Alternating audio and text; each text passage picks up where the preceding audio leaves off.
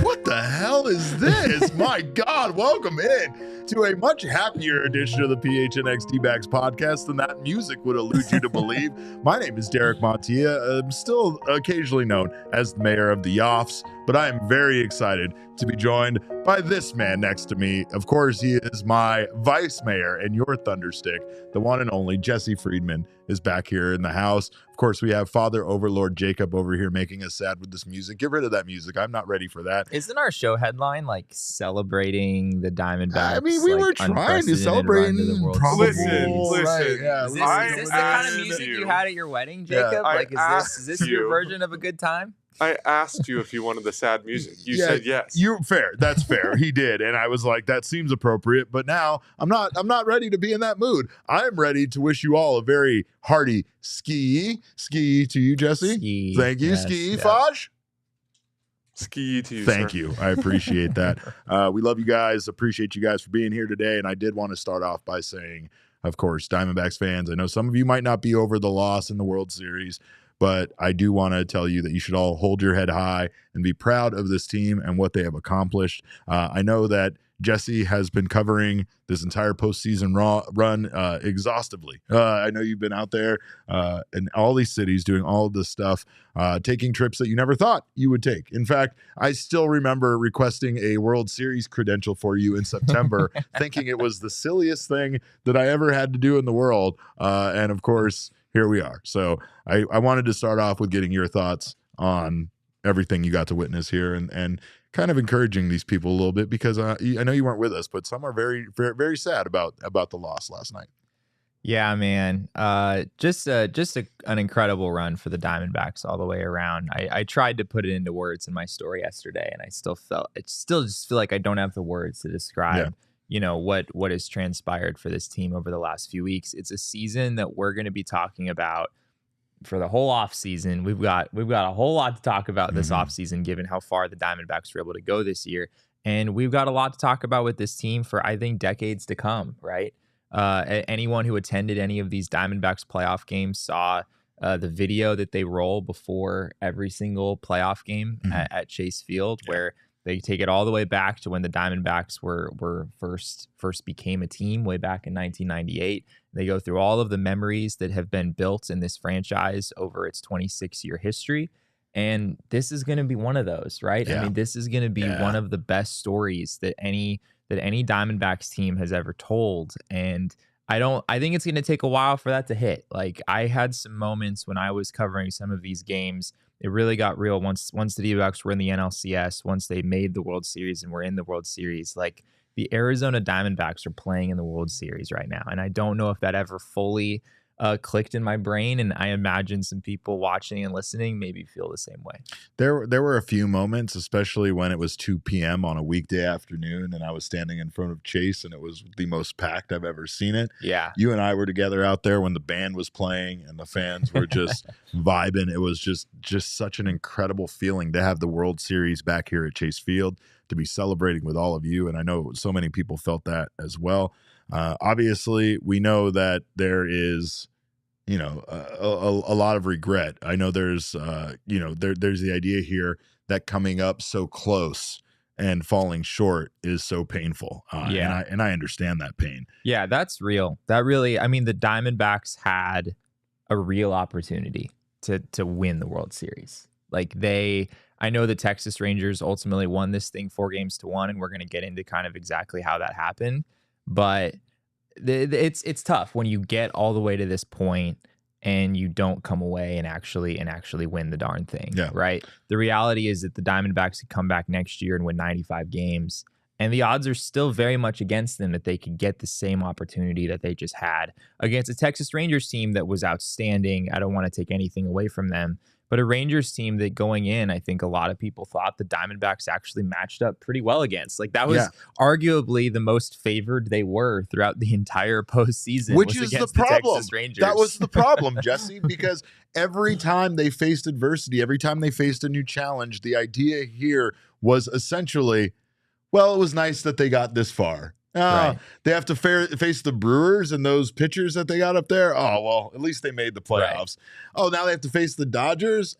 At least they made it out of the wild card round. It seemed like there was doubt, surrounding this team every step of the way until, oddly enough, they got to the biggest stage in baseball, which is the World Series. Yeah.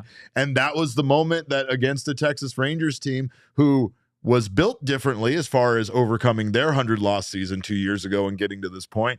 They still kind of had a similar odd run through the playoffs where they barely made the playoffs themselves. They stumbled quite a bit. They basically became known as the Road Warriors, whether they were undefeated. Boy, were they that. My God. But yeah, I mean, there's just something, of course, about this entire story that is just it's so baseball, you know what I mean? And so like the Diamondbacks finally get to a point where it seemed even as it progressed, right? You get past game one and game game two, right? And game one, obviously they collapsed there at the end. I mean, they kind of dominated most of the game, but they did lose. And then they absolutely dominated game two. So I don't think feelings could have been higher. And then you find out their best player, Adolis Garcia and Max Scherzer, are both completely out of the World Series. Completely out. If we looked at a win probability graphic for the Arizona Diamondbacks throughout this series, that was the high point. Prior to game three, finding out Garcia and Scherzer were gone. Wait, was that after game three? Am I getting those mixed up? Game four, prior to game four. Yeah, that was after. That was between games 3 and 4. Even that point. Down 2-1, you felt like there was no way they were going to lose. And they were at home for 2 more games, and you're just looking, past kind of that bullpen game, and you're seeing you got Zach Gallen, you got Merrill Kelly, you got Brandon Pfaadt here coming up again. Everything seemed good, and of course that's when things didn't go their way, right? Yeah. We even talked about them being favored for the first time in the entire postseason there. What was it?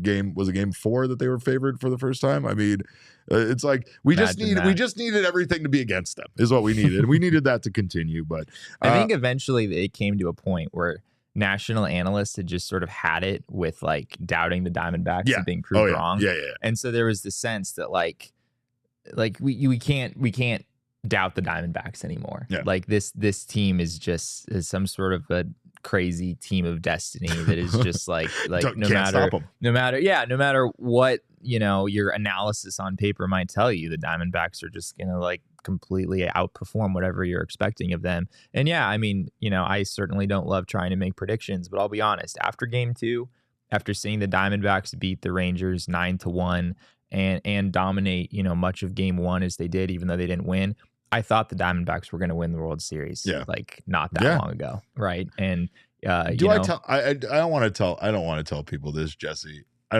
have a feeling you're going to. I don't want to tell people this, but I feel like I should. I should reveal the fact that at one point I looked up how many days after the World Series ended that the championship parade took place. So why they lost. Why did I look that up? I mean, it was just information I felt like I needed to know in order to start pre-planning my life. And of course, yes, that is when they lost. But today was the last day of media availability. I know you were over there, and there was a lot of talk from Mike Hazen, obviously, about what this team has accomplished. But here was his opening statement in regards to, essentially the epilogue to the season. First, I want to congratulate the Texas Rangers.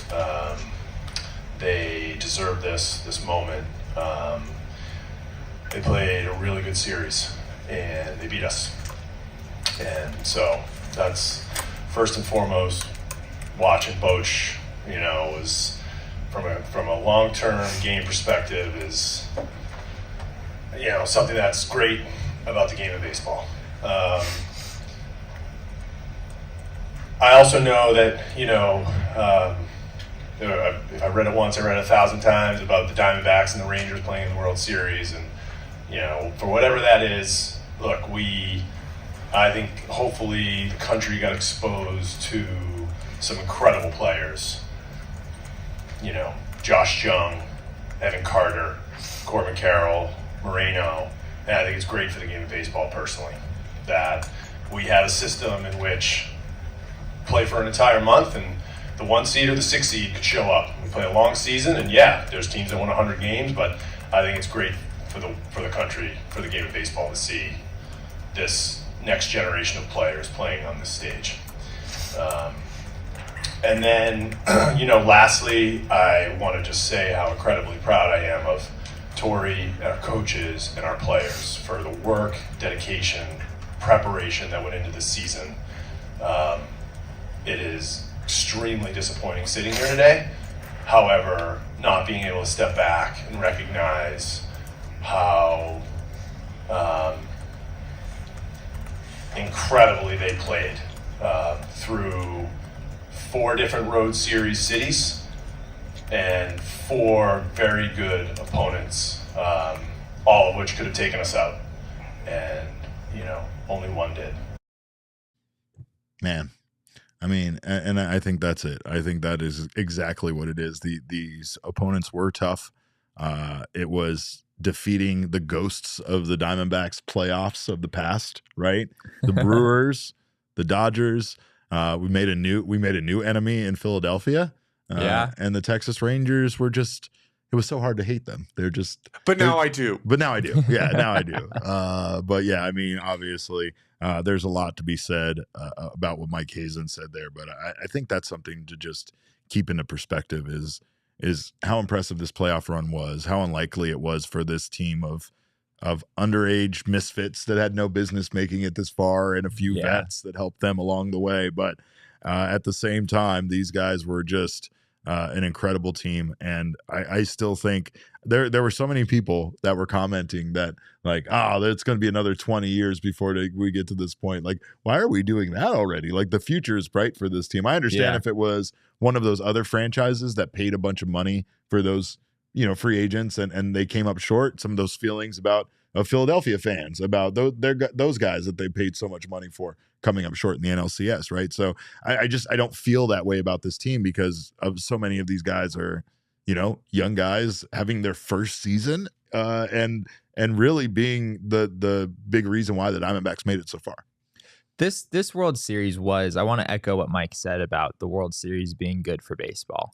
And from a rating standpoint, it wasn't, right? The ratings for these games were not good, relatively speaking. I haven't seen any data for Game 5, but I think Games 1 through 4 were 4 of the 5 worst rated World Series games ever. Yeah. And those numbers have actually tailed off for Major League Baseball pretty considerably in the last 7 or 8 years. I think a lot of that has to do with who's been playing in it every year. But yeah, I mean, from a national broadcast perspective, they maybe weren't happy with this. But I think it's really important for baseball that, the teams these are still pretty big markets, right? Like Dallas area, Phoenix area. These are pretty massive markets, but they're not enormous sports markets, at least not in the same way that, in LA or Chicago or, even Philly. These sports towns are in sort of a different place than some of those. But at the end of the day, this was, as Mike said, a great showing of some of the best young players in this game. You saw that on the Rangers side with how well Josh Jung played in this series. The Rangers have a lot of young talent on that team, even though they also spent a heck of a lot of money to put that team together. And on the Diamondbacks side as well, what you were just saying about, the 23 and 24-year-olds that powered this Diamondbacks team. Yes, it was Ketel Marte. Yes, it was Merrill Kelly. Zach Gallen came up really big in yesterday's game as well. But Geraldo Perdomo, Alec Thomas, Gabriel Moreno, Corbin Carroll, those guys all played a really big role for the Diamondbacks throughout the entire postseason run. It's really hard to get back to a World Series, no matter how good your team is on paper. But like you said, the future for this team is bright, and hopefully people can hold on to that throughout the offseason. Ena Jackson says D-backs fans didn't leave before game was over. Chris said, I love how D-backs fans showed up. And I think that's some of the big lasting impact of this run, right? There's a financial impact of what the Diamondbacks were able to do as far as having home games and bringing Yeah. in that money that they wouldn't have brought in otherwise during this time of the year. But I think there's just something to be said about the experience that the team gets, and that team is going to be here for a while. That core is going to be something that Mike Hazen can build around for the future, and we will talk about that here momentarily. But the other part of it is that so many new fans were created, so many new people discovered this team existed, so many people here in town kind of fell in love with these young guys, and this isn't a team that's hopefully going to have a lot of turnover. It's going to be a team that you can root for the Corbin Carrolls and Alec Thomases and Gabriel Morenos on this team for a very long time. Yeah. And I think that part of it is what makes you as a fan fall in love with the team and want to come back next year, want to see the season come back again, right? Because I know there's so many people that are already saying they can't wait. Michael, our guy Michael's counting down the days to opening day. So I know what you're saying about the bigger sports markets, but sometimes a big part of it is just having a team that competes and competes for years. And I think that's the one difference about this team that could be different than those other postseason runs this franchise has had. All of those other postseason runs, I mean, the 2001 team was especially good for a period of time around that World Series before and after it. That wasn't just the only year they went to the playoffs, but they also had just, I don't know. They just have they have something going on now where it feels like this could be something that we get to see for the next few years. And again, there's a lot of talk already about Ken Kendrick opening up, the checkbook, and honestly, I think people are going to be surprised. I don't think that there was a lack of wanting to spend money at times. I think there was just a matter of not being able to get the guys that they wanted to spend money on, just like the trades. Maybe those deals cost a little too much. Maybe the trades cost a little too much, but it's not like the Diamondbacks aren't trying to maneuver themselves into a position to get better. And honestly, with what Mike Hazen did with the guys that he did add to this team during the course of the season, showed that he is very good at talent acquisition and is very good at finding those diamonds in the rough. So maybe if you give him, you give him that budget, you give him a little bit more money to spend, he can get this team over the top, because we are so close right now. There's a few glaring holes that need to be addressed, but we first want to talk about how this World Series went. And of course, we can't do that without looking at the numbers, which I know are most likely buy the numbers graphic for a 5-game series. For a 5-game series. Yeah, we had to do this, Jesse. You weren't here last time we did this. It was a lot of math on my end, but oh man, this is a frustrating graphic, my friend. This is not great. I mean, the Diamondbacks out-hit the Rangers 47-38. The big two, everything else relatively close. I mean, starting pitching, ERA, a lot of these numbers are skewed by game 2, honestly. That's one thing I will say here. I think that's why things look a lot closer. D-backs scored a lot of runs and got a lot of hits when it didn't. When it didn't matter, that's true too. Yeah, that's true too. But I mean, obviously, I think the thing about these numbers show is that you can't say the Diamondbacks didn't have a chance in the series. You can't say they didn't get hits or have offense or have good pitching. It faltered at the worst time when you talk about the starting pitching, and the hits just came in many of these games at times where, like you said, they were meaningless. Even if they got a lot of hits in a game, they were kind of scattered around without actually being productive, and a lot of lack of production with runners in scoring position. I just wanted to make sure you were still real. I'm alive, Saul, just barely hanging on by a thread. Yeah, I said the same thing when he walked in here. I was like, "Is that Jesse Friedman?" Oh, by the way, my favorite moment was when we both boarded an elevator during game 5, and he was in the back and I walked on, and it was like we hadn't seen each other in 20 years. It was like, Derek, Jesse, all the people in between us were like, what the hell is going on? But anyway, that's of course, those numbers are unfortunate. Yeah, I mean, just looking at those numbers through 5 games, you would automatically assume that this series was 3-2, and it wouldn't have even necessarily been clear which team was leading, right? I know that the Rangers scored a few more runs in these 5 games, but not a lot. It's just a 4-run difference between the Diamondbacks and the Rangers in this series. And yeah, I touched on that a little bit yesterday. The Diamondbacks didn't really get blown out by the Rangers in the way that a 4-1 series would lead you to believe, right? Yeah. They very much held their own, and I think game 3 is where things kind of shifted for the Diamondbacks. After that second game, like I said earlier, I kind of thought the Diamondbacks were going to win the World Series. Coming back home with 3 games, after doing what they did in Texas and holding their own there as well as they did, it was like, Brandon fought against Max Scherzer. 4 months ago, it would have seemed outrageous, but that's advantage Diamondbacks, right? And that game 3, there were just so many what if moments, right? It's what I wrote about on our website. There was, a number of missed calls that went against the Diamondbacks. There were some managerial moves that you could question. There was, the fact that Max Scherzer was taken out early because of his injury, and John Gray came in, a guy that the Diamondbacks just haven't been able to figure out for whatever reason. So things just kind of turned south for them in game 3, and then game 4 was obviously ugly, and game 5 was, right there for them up until the very end. Zach Gallen pitched an outstanding game. The Diamondbacks did not lose because of him, even though he didn't have the postseason that I'm sure he would have liked to. So the D-backs are really right there in the series. And, as I said before, it's hard to let an opportunity like that slide when you really had a legitimate chance here. 26 runs to 22 runs, 47 hits for the D-backs to the Rangers' 38 hits.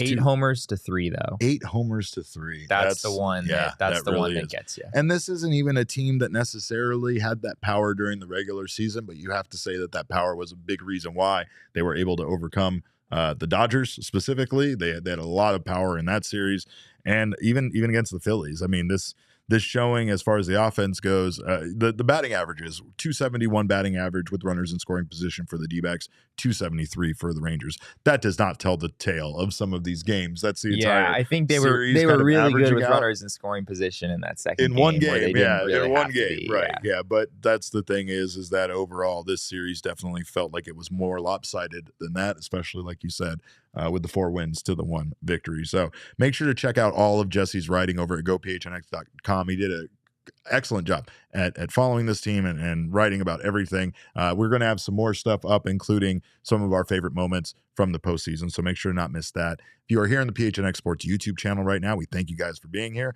Make sure to subscribe to the channel, sign up for notifications, do what Gabby said, drop a like. We love you, Gabby. You're still Mr. Diamondback.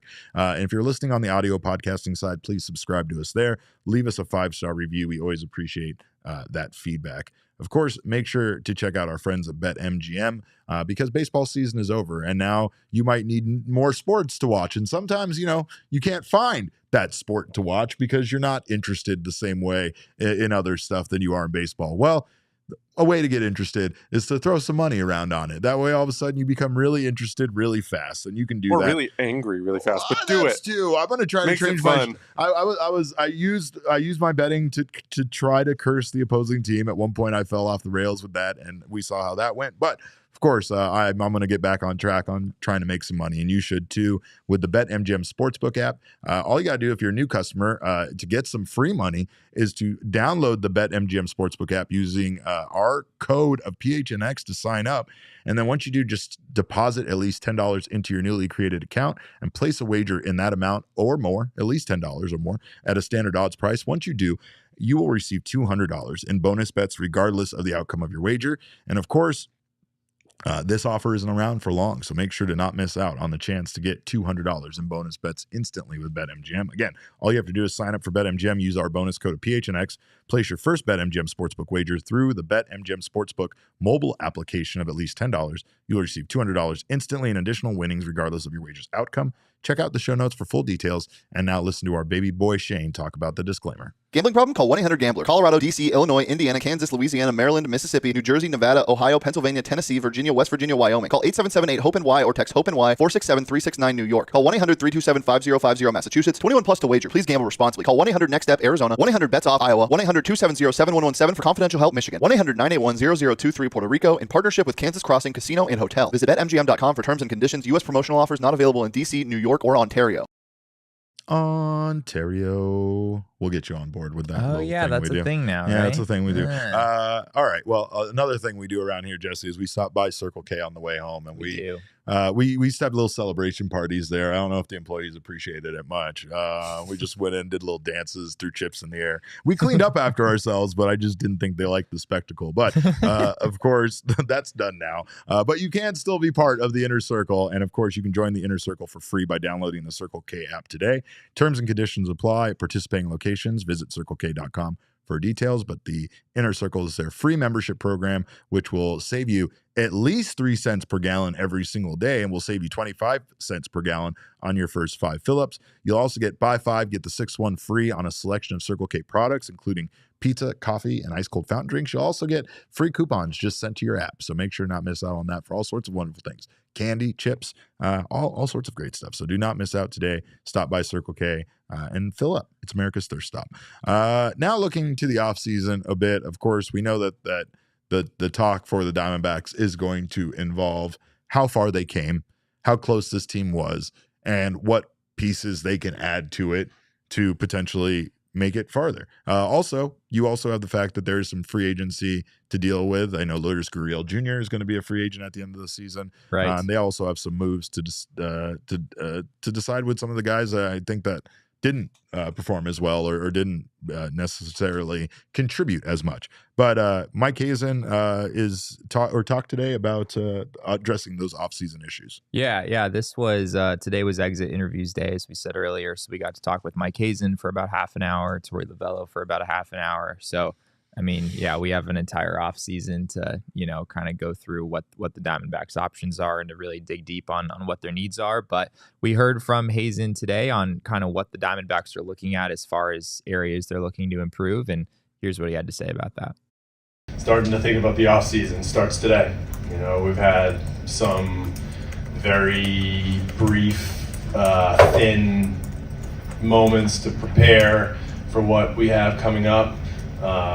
We know we have a lot of work to do. We know there are areas of our team that we want to try to improve. I think this run of 30 days was highlighted some of our best baseball. I think the 84 wins during the regular season highlighted some of the areas where I feel like I need to make improvements. That we need to make improvements to be even better next year.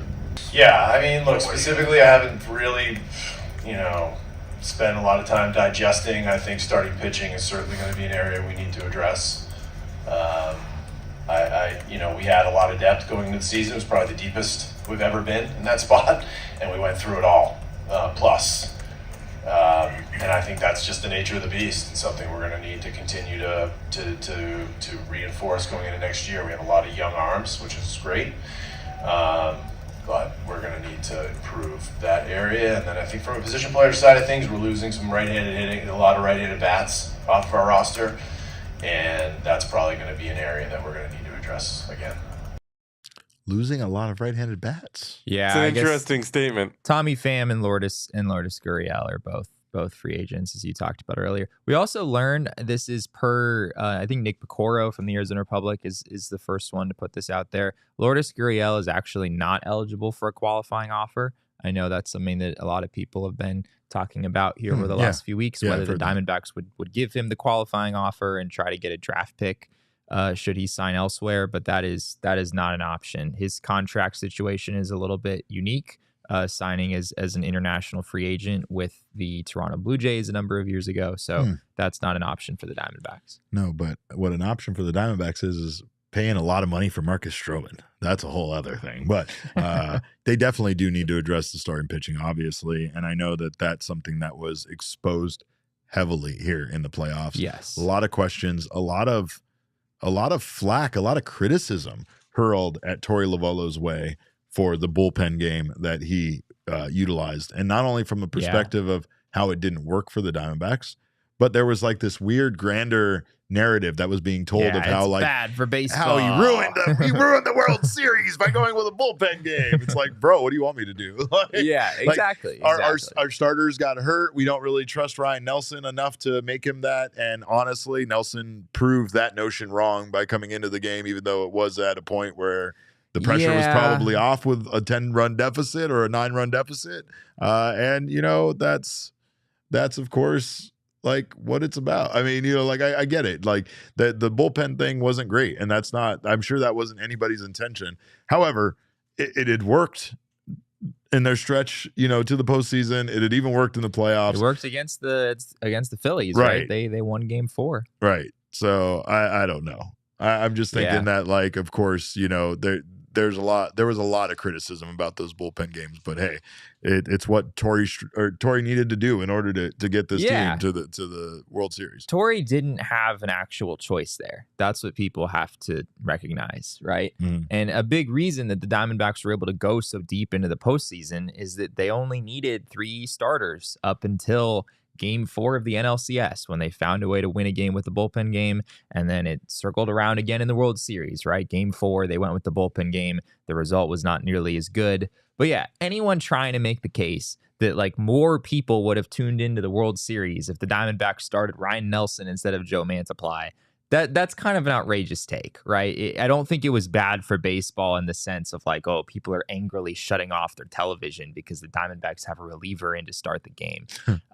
This was just the move that the Diamondbacks of the game. it was the move that they had to make in the situation that they were in, and it's actually kind of worked for them a little bit in the past. They've had some decent outcomes doing this, and it's something that a lot of other teams in the majors have done too. The Diamondbacks did not reinvent the wheel with the bullpen game. It's not the first time we've seen this in the playoffs. We've had the Giants doing it to us all year long. Yeah, it feels the Giants like did an entire season of bullpen games. Where was all this criticism then? So yeah, I mean, I get, it's the World Series, it's a grand stage, and the Diamondbacks would have liked to have a starting pitcher in that spot, which leads very nicely into something else that Mike Hazen said when he was asked, do you regret not adding a starting pitcher at the trade deadline? And here's what he had to say about that.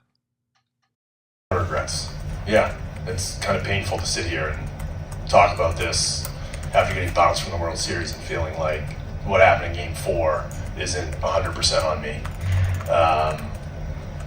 You make the decisions you make. We added at the deadline. It wasn't like we just sat there with our thumbs and didn't do anything, but we didn't do enough. And, when we went through the playoffs, knowing that we were getting to a 7-game series, knowing that 4th spot was going to be a bullpen day twice, first time we made it through, the second time we did not, you were hoping that the players were going to pick you up for the area that you left them naked. And look, you're not gonna bat 1,000 in this job. Certainly, I have plenty of misses, but yeah, that's a tough one to swallow for me right now. Yeah. But every once in a while, you hit a home run by trading for Gabby Moreno and Lourdes Gurriel Jr. Or like picking up Ryan Thompson on a minor league deal in August, right? Yeah. Mike Hazen, I think, all things considered, had a pretty successful year. But yeah, there were some clarifying questions after this. Going back to the Diamondbacks' opportunity to add a starting pitcher at the trade deadline, we know that the Diamondbacks were interested. Mike Hazen has said that the Diamondbacks basically made phone calls about every starting pitcher that you could possibly imagine who was on the market at that point. And the cost was so high. The cost was high. But everybody wanted Alek Thomas. Everyone wanted Alek Thomas. Yeah. But what Hazen clarified today, and he was specifically asked about Alek Thomas because, let's face it, if the Diamondbacks had traded Alek Thomas in order to get a starting pitcher, they probably wouldn't have wound up here anyway, because Alek Thomas got some really, really big hits. He wasn't done yet. And played a really good center field for the Diamondbacks throughout the playoffs. He was a really big reason why they made it as far as they did. Yeah. However, Mike Hazen did reveal today that maybe there would have been some ways to acquire a starter at the deadline without giving up Alek Thomas and without giving up Brandon Pfaadt. And Hazen was very clear that clearly the Diamondbacks should not have made either of those moves, right? The regret is not we should have traded Brandon Pfaadt or we should have traded Alek Thomas in order to get a starter. That would, especially Brandon Pfaadt. I mean, that would just, in retrospect, that seems absolutely ludicrous now. And we talked about that. That was part of our trade packages at one point. We talked about real trade proposals. I mean, I guess they weren't real. They came from mostly my brain, so they were very fake. That made it real. That made it real. But yeah, the regret here is not that the D-backs should have traded one of those guys, but Hazen did say, maybe the Diamondbacks could have pushed some deals in different directions and tried to find a way to make it work without those two guys involved. And as you heard there, it's it's tough for him to think about that in retrospect, watching that game 4 and seeing it go the way they did. If the Diamondbacks had traded for Jordan Montgomery instead of the Rangers, maybe this series goes differently. That's one. But there just wasn't a lot. There wasn't a lot available, and there weren't many pitchers that went on to be traded that then made you say, damn, we should have got this guy. Jordan Montgomery was probably the one, and the Rangers that were already a potent team added that exact piece that they needed to get them. Without Montgomery, maybe the Rangers aren't even in the playoffs, right? With how close that they came to not making the playoffs themselves. I wonder if there was a point during that trade deadline where Mike Hazen, as much as he would never actually admit this, actually thought, am I really going to mortgage the future for a team that isn't even going to make the playoffs this year, right? Yeah. Like, that's how close, that's how bad things were at the trade deadline, where you really start second guessing if you want to make those moves, because what's the point? It's kind of like what you see from the offseason, where teams do bring in these high-priced free agents, and then by the end of the year, it's kind of laughable that they thought that was going to be what got them over the edge or whatever, right? Like, there were a lot of guys available, a lot of guys we talked about, but to be honest, when you looked at their performances with their new teams, it absolutely didn't seem like, it seemed like the Diamondbacks dodged lots and lots of bullets, right? Yeah. And the bigger thing is, like you said, like we talked about there, what Alec Thomas and Brandon Pfaadt contributed to this postseason run. Thomas, I still can't stop thinking about that 14 pitch at bat that ended in a home run. I still can't stop thinking about all of the things we got to witness of Alec Thomas this season. And I mean, sticking the NL champions flag in the ground in Philadelphia. Yeah, man. I mean, declaring Philadelphia Diamondbacks territory. I love it. But I mean, there's going to be a lot of questions about how much they change, right? Going back to Lourdes, I think one thing that I think about is Lourdes leaving is probably the best thing for both the team and the player, just because Lourdes' value, I don't think, after having an all-star appearance and being in a World Series and being part of such a big team, is never going to be higher than it is right now. And I'm not saying that the Diamondbacks are much more familiar with his contributions, and I know that they love him and want him to be here, but I think that in reality, it's going to be one of those situations where another team is going to pay him so much more money based on those accolades that he achieved this year that the Diamondbacks just aren't going to be able to match that kind of offer. But we'll see, right? There's a lot. Someone said, I think Michael said, I can't believe we're talking about off-season stuff already. It just, the body's not even cold yet, Jesse. This feels wrong. But it's crazy. And Mike talked about this too. Like, the GM meetings are next week. The winter meetings are a month from now. Like, the Diamondbacks don't have, Mike said, normally we give guys like a week or two off or something when the season ends. The D-backs can't really do that right now because the off season is already, going to be basically in full swing as of this time next week. So there's a lot of questions to be answered here. And speaking to Lourdes, I think the Athletic had like 3 years, $36 million or something is their prediction. That's something along the lines of kind of what I've had in my head as well. Would the D-backs do that? Probably not, but they need a player like that. The D-backs that's still not an awful that's almost like that's Eduardo Escobar-esque. It's I think it's a reasonable, like, if you get Lourdes for 3 and 36, it doesn't feel like a massive overpay or anything. He's been an above average hitter every single year that he's played in the majors. He's just streaky. He was slightly below his career averages this year, but he was very good defensively this year. Defensively, he might have had metrics wise his best season. Yeah, he had like 12 defensive run saves. But Mike Hazen also talked about the meaning of an 84-win season. Yeah, basically the idea that the Diamondbacks on one hand just made it to the World Series, and on the other hand, they only won 84 games and they had a negative run differential. And that's like, as a front office, like, what do you do with that, right? It's kind of a failure. Like, there's a lot of things to correct. Not a lot. You're like almost there. You're almost there. But with a negative run differential and 84 wins, you're typically not making the playoffs. So there's things that you're trying to address to get you to that next step further. Right. And now the Diamondbacks made the World Series. So what the hell do we do? Yeah, exactly. I mean, if the D-backs had won 84 games and had a minus 15 run differential and not made the playoffs, the message going into the offseason would be like, all right, this was a good year, but like, there's some pretty serious work to be done here. Yeah. But the D-backs just made the World Series. So does that mean suddenly, like, this team is right there and they just need one more bullpen arm or something, and that was the difference? And yeah, Mike Hazen, basically, I asked this question about, whether 84 wins really does justice to the quality of team that the Diamondbacks are right now. And here's what Hazen had to say about that. I mean, we talk about that. Yes, I want to believe that the adjustments we made in the second half of the season from the trading deadline on, that we were a different team than the team that probably got us up until where we were trending to be a 500. I think we got to 2 games under.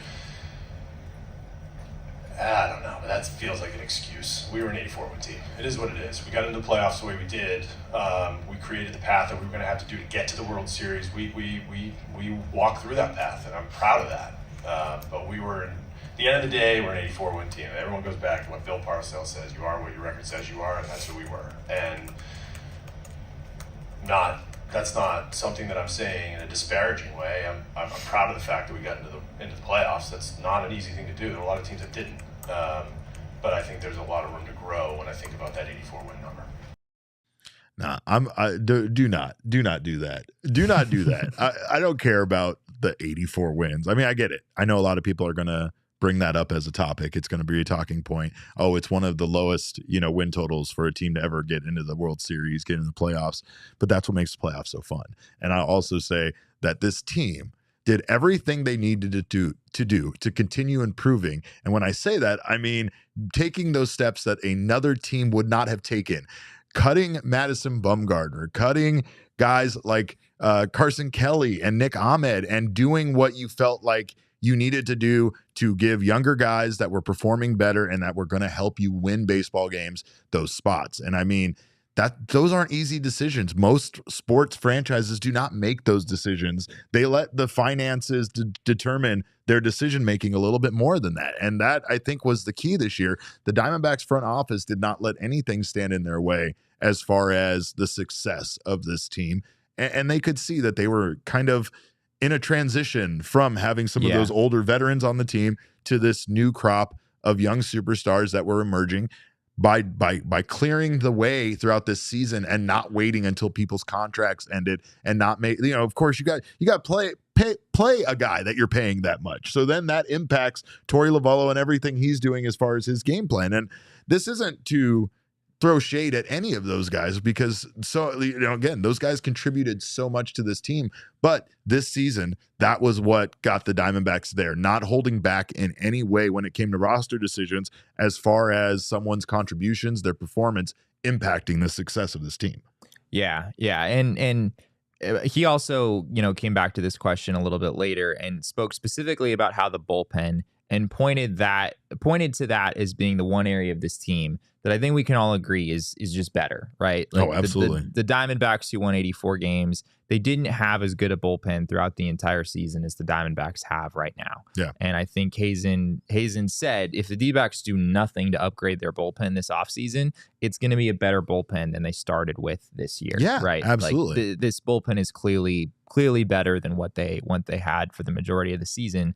But yeah, at the same time, I think, what Mike is talking about is probably the at least in my mind, the way you should be thinking about this. You were an 84-win team, and you probably need to be fairly aggressive. Like you probably need to do some fairly significant things to upgrade this team if you want to get back to the same point next year. Yeah. It's pretty tough to do what the D-backs did, where you win 84 games and you find your way in, and then you just go on a tear for a few weeks and find your way all the way to the World Series. Next year, I'm sure they would like to do it and, play a few more home games over the course of the postseason than what they had this year. I don't know. They were pretty good on the road themselves. They were pretty good on the road. Yeah, they were pretty good on the road. They won 2 in Los Angeles, 2 in Milwaukee. Then they went and won 2 must-win games in Philadelphia with the hardest place to play.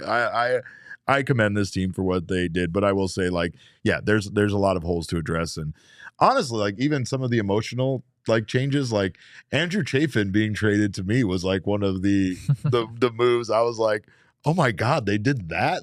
That it just showed, because the acquisition during the offseason of Chafin was such a big part of this bullpen's back, and he was so good elsewhere since he left Arizona.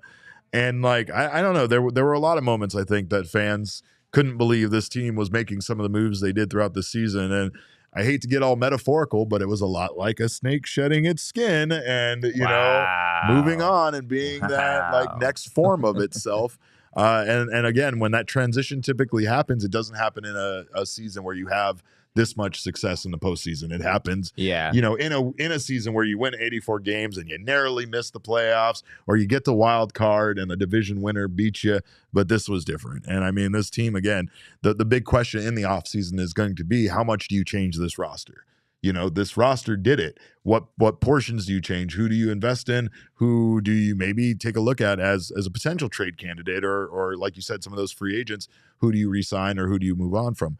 I do say that the mix of veterans and young guys seem to keep a very good balance, and I think that's something that they should absolutely continue to look for as far as as bringing guys in here. These young guys, they got a lot of experience, but they still need some mentors in the clubhouse. Maybe not guys that were performing in a World Series like 15 years ago or whatever Evan Longoria was doing, but that was Jake's favorite guy, so I can't knock Evan Longoria. But what do you think? Do you think the Diamondbacks are going to look to make some major overhauls, or do you think we'll just see a few kind of key areas addressed? Yeah, I mean, you heard earlier Mike talked about starting pitching, and I think that's a clear one. The Diamondbacks are going to go out and they're going to try to get an established starting pitcher. They've had Zach Davies the last couple of years. I wonder if maybe they shoot a tier higher than that. Davies was obviously not good this season, but he was pretty serviceable for them last year as a back end starter. But yeah, I wonder if they're looking for more of like a number 3 starter type, someone who really has some experience in the league. And there's a decent amount available on the free agent market. We didn't get a whole lot of information today on where the Diamondbacks stand financially. That's obviously a huge part of that.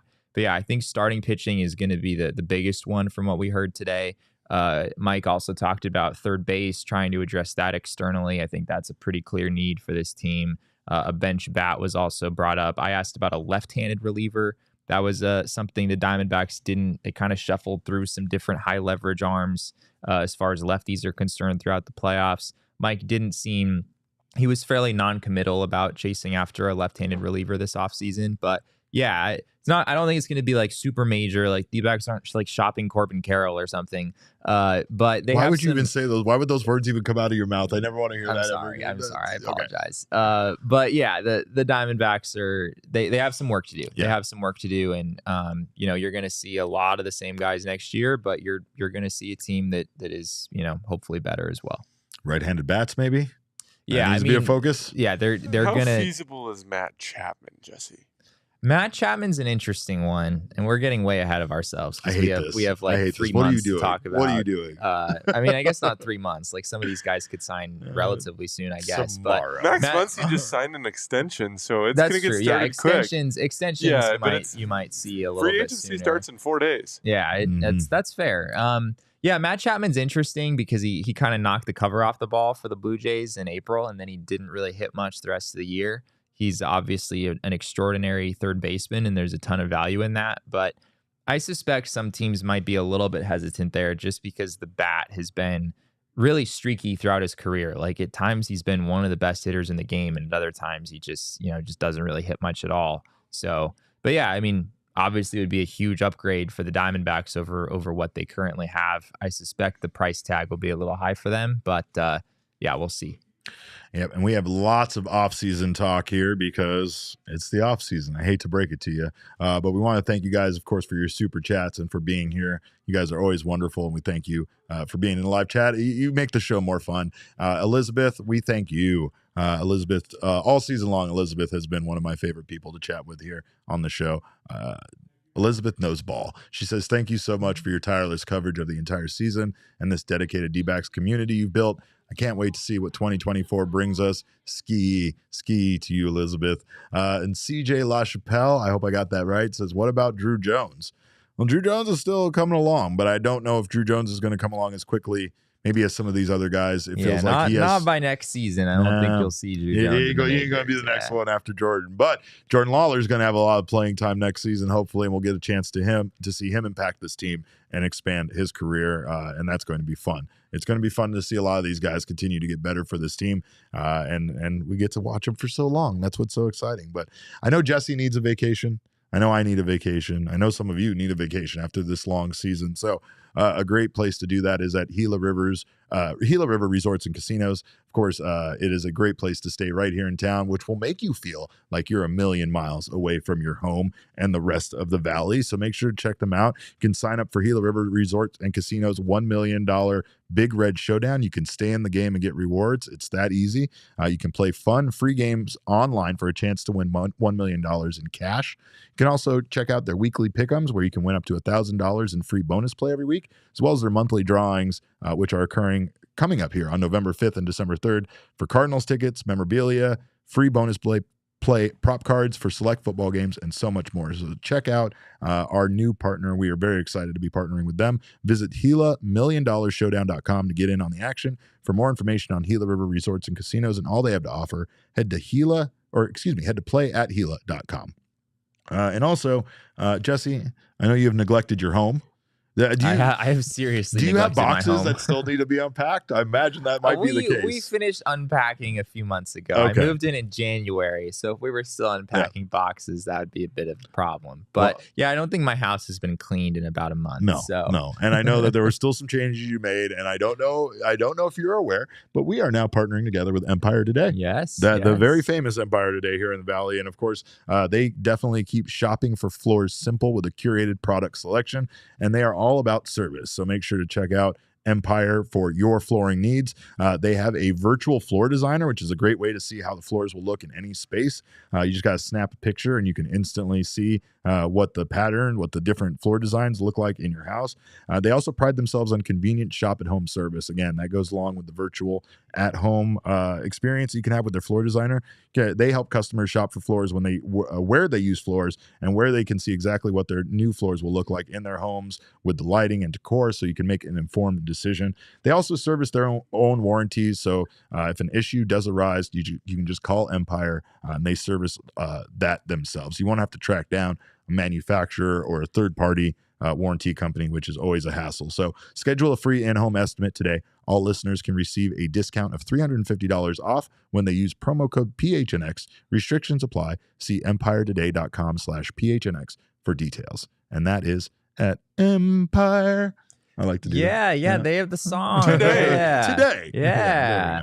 Well, of course, I know you had some adventures on the road. Was there anything in particular that stood out? I was very excited to hear you eating cheesesteaks in Philadelphia, and I don't know where else. Did you get any barbecue in Dallas? Yeah, no. No barbecue? As far as food goes, I have absolutely nothing to report. Yeah, you did a terrible job. I ate basically what was to the media in the press room, and that was my diet. Hey, Chase killed it. We had brisket. We had some pork loins. It was great. They had some great food. Yeah, they definitely.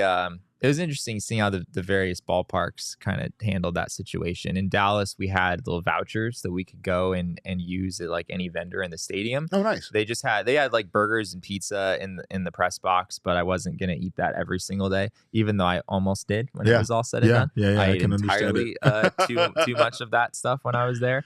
But yeah, the last day I had a chicken parm dog.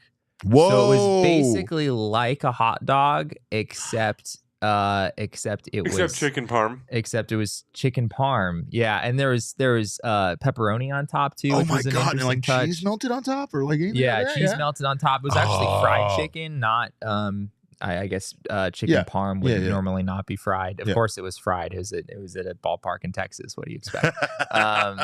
But yeah, that was actually pretty good. That was actually pretty impressive. But yeah, that's basically the only interesting food item I've consumed in the last month. Well, and I know I know stories he can't tell you guys. I'm going to tell you that right now. That's fun. But was there a particular ballpark that you visited during their playoff run that you were like, this place is cool? Citizens Bank, man. Yeah. Citizens Bank is the clear answer there. Dodger Stadium, I think, is a cool place to see a game, and I've been there a number of times before. Milwaukee, not, pretty similar to Chase Field, I guess. When the roof is closed, it's a little dark. I think it was manufactured by the same people who. It actually wasn't. I thought Really? that too. I'm pretty Danielle sure thought it was. that. I'm pretty thought sure so it was. too. I don't mean manufactured. I mean, like, I think the builders, like the people who designed the building, were the same. Because they look so much alike, but it's absolutely not the case. Two different architects, different designers, different builders. It was crazy. Really? There is zero link between those two buildings, despite the fact that they look identical. I've heard differently. I thought so too. You're gonna research it. Research it, and then apologize to me when you realize I'm right, because I didn't. It wasn't even that long ago when I researched this. I think it was when they played Milwaukee during the season, because we were going to talk about it on the show. Am I allowed to be mean to whomever built the Texas Rangers new ballpark for a while? Do. Yeah, go off. It's a shed, is what it is. That's what we've heard it. Yeah. But it's literally a shed. Yeah, it literally is. Shed. It's the largest shed that you've ever seen, and there is a baseball field inside. I love when Jesse's a sassy bitch. Go. Yeah, go they spent $1.5 billion. I don't know what it was. They spent a lot of money, and it is shiny and it's clean and it's well maintained and nice.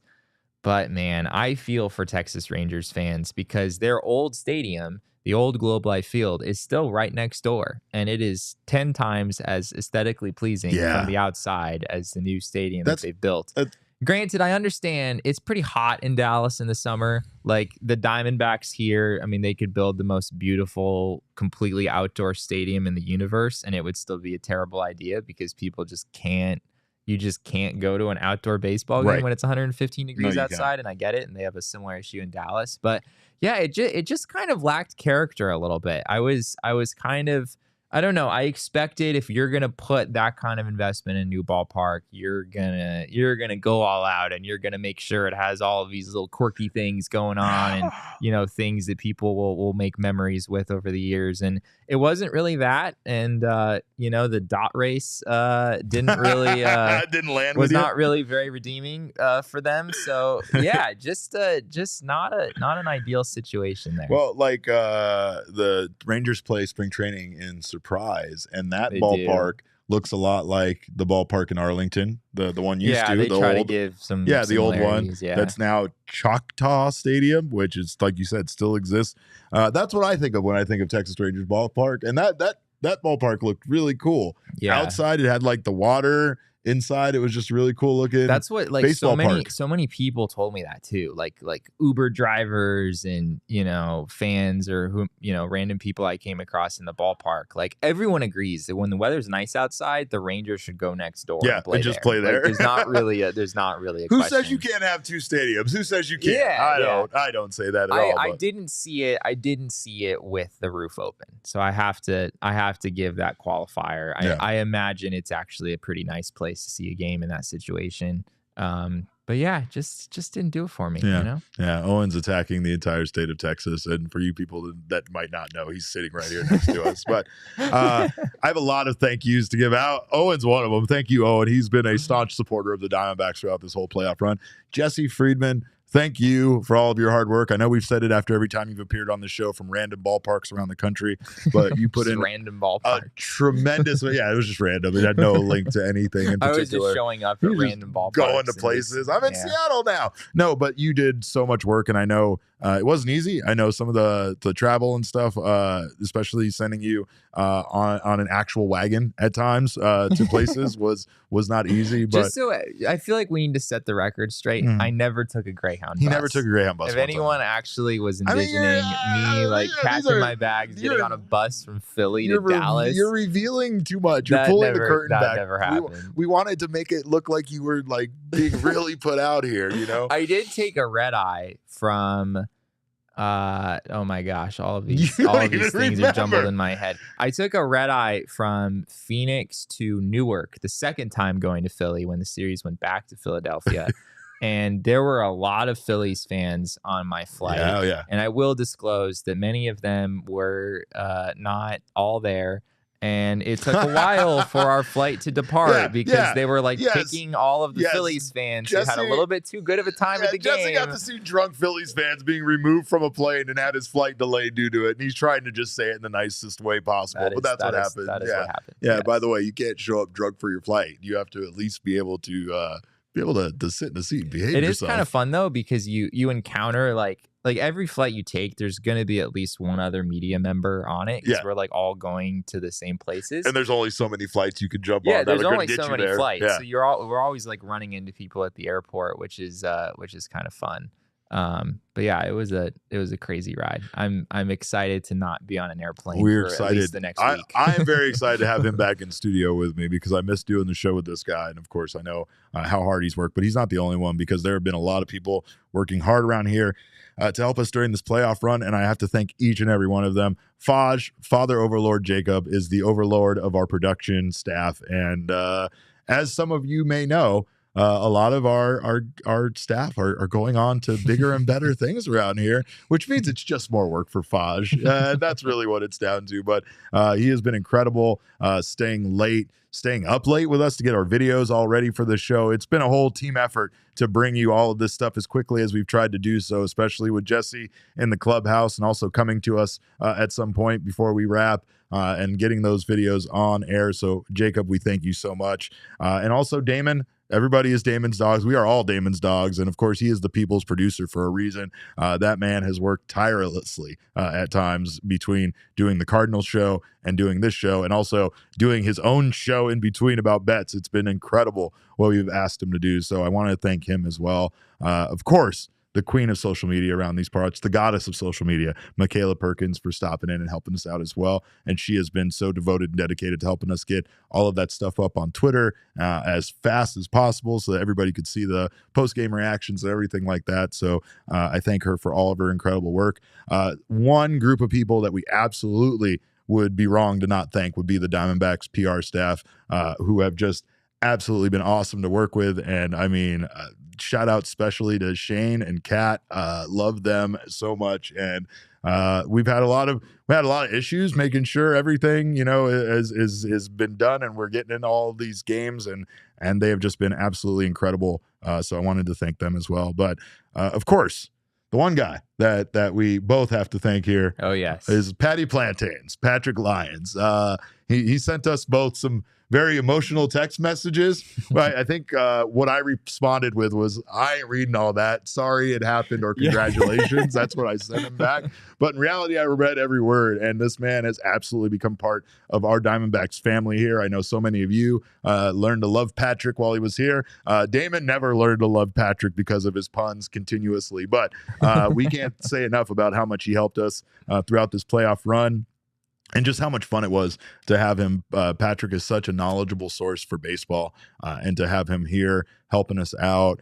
He was having so much fun. He was running around the ballpark getting pictures of old Diamondbacks jerseys like he was a Pokemon collector. He's like a kid in a candy store. I mean, it's rare to come across somebody that has the passion to cover a sport as much as Patrick does, especially considering, his time doing this. So find someone who looks at you the way that Patrick Lyons looks at like an obscure jersey from the mid 2000s. An Armando Reynoso jersey. John Roush. Yeah. It was hilarious to witness that. Absolutely. But of course, big thanks to all of you guys for being here. You guys have made this ride an absolute blast.